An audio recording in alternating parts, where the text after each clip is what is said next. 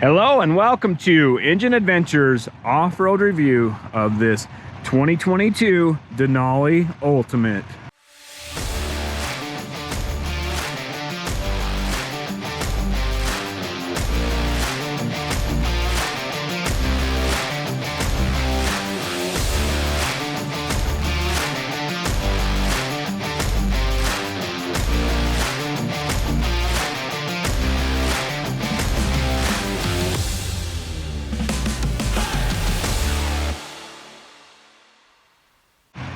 This one is equipped with the venerable 6.2 liter V8, 420 horsepower, 460 foot-pounds of torque.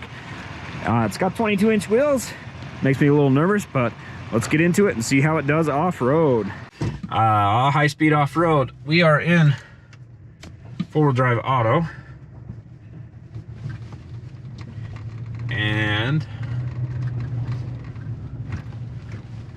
let's see how we do. 17 miles an hour, 18.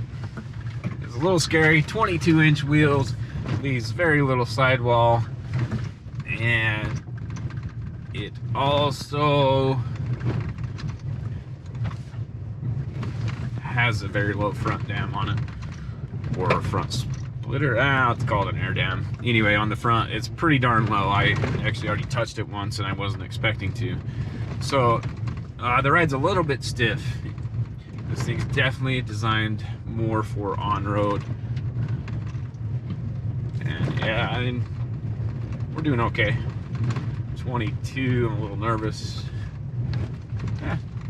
Yeah, it's doing all right. 20 miles an hour. I think we can handle 20 over most things in this right here. Let's see if we can keep it at 20. The extra wheelbase, or maybe this wheelbase happens to be perfect, not necessarily that it's longer than most, but because it lines up perfectly, it seems a little bit better over the bigger bumps. You heard that one hit there, and that was not a top out or a bottom out, it was just hitting a bump. So really not bad. I was expecting it to be a little worse, and I was definitely nervous the whole time, having 22-inch wheels and really low front air dam on it. Makes me nervous, but it's passes. I would say that's definitely adequate for what this truck is.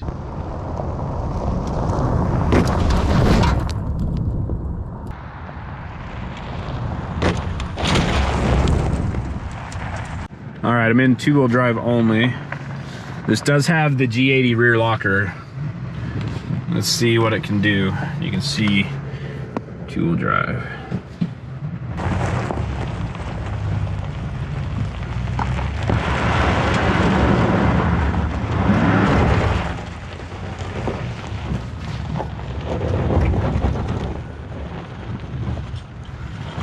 All right, so traction control was kicking in there, actually, cutting power a little bit, and then I gave it more throttle, was able to get it to spin enough to lock the rear. Definitely locked up.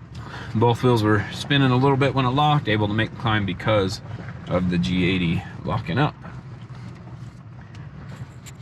Okay, we're gonna do that in four-wheel drive low.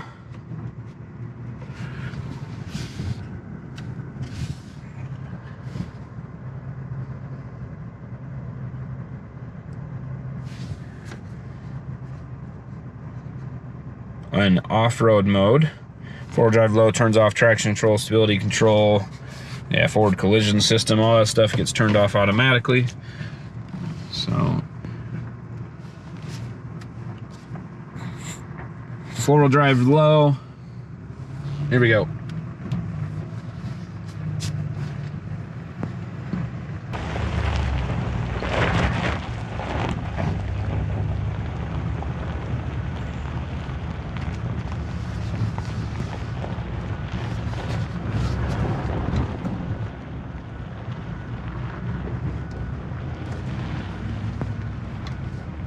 All right, we are in, where is it? Four-wheel drive low, and wrong button. Service suspension system, engine oil low. Yeah, it's just because I'm parked on the hill. Anyway, we're parked at 13 degrees right now. We got one shot at this hill for a few reasons. I'm out of time, and This thing is a gnarly hill now. So I'm going straight to 4-wheel drive low. It's been so tore up since the last time I was here. And the line, not the easiest. Where's my cameras? There we go. So this rock here, the front end will hit on this truck. The ZR2 would clear it, no problem. But anyway, so we're gonna try and clear that rock. Got the G80 to lock. And then see if we can ease over it. There we go. And now as we go over the crest,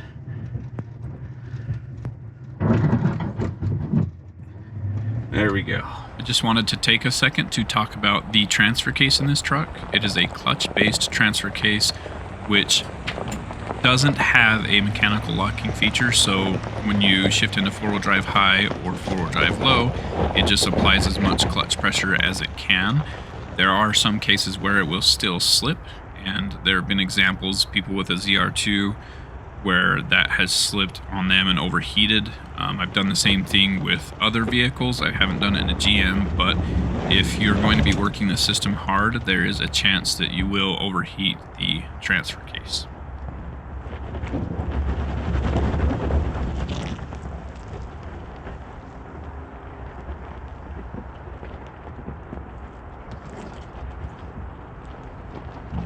There we go.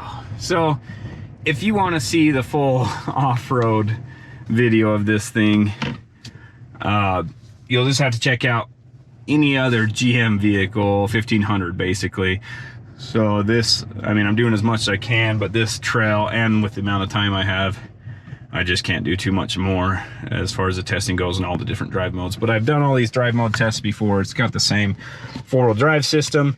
The only other thing we're gonna do right now is turn on the downhill assist and pray that we can make it down this without destroying that side step. I'm actually not even going to do it. We're just going to call it quits. This truck's just too low all around.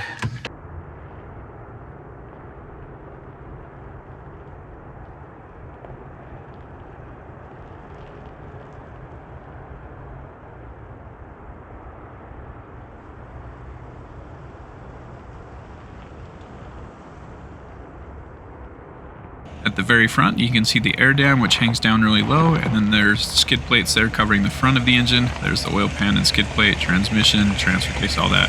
Then you see the fuel tank, and in front of the fuel tank is a massive gap where you can have an aftermarket fuel tank put in that is much larger than this one.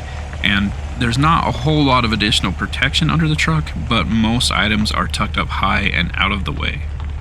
Thanks for watching Engine Adventures off-road review of this 2022 GMC Sierra 1500 Denali Ultimate. And what a great truck it is.